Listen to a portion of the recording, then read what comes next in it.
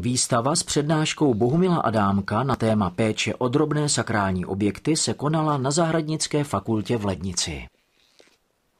V krajine dnes sa nachádza množstvo objektov, ktoré zároveň tvoria taký jej charakter. Takým veľmi pekným príkladom sú napríklad drobné sakrálne objekty, rôzne kaplnky, božie muky, sochy svätcov, kríže v krajine, popri cestách.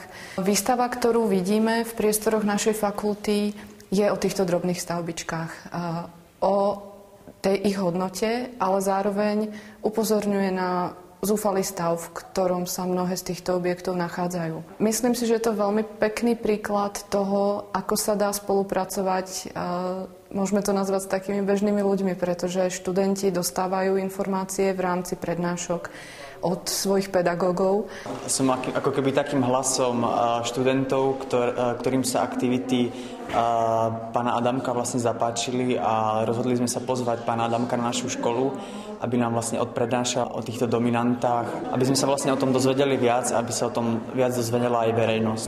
Takže občanské sdružení Zachraňme dominanty vzniklo před 3 lety a vlastně krédo tohoto občanského sdružení je získávat vztah lidí k záchraně sakrálních staveb. Křížkem počínaje a kostelem konče, protože člověk musí tuto stavbu každou mít rád, to je ten lidský faktor, který tam musí hlavně být.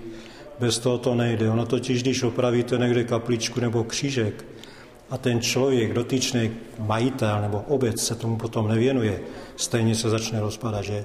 Takže my jsme začali trošku z opačného konce, my hledáme vztah lidí.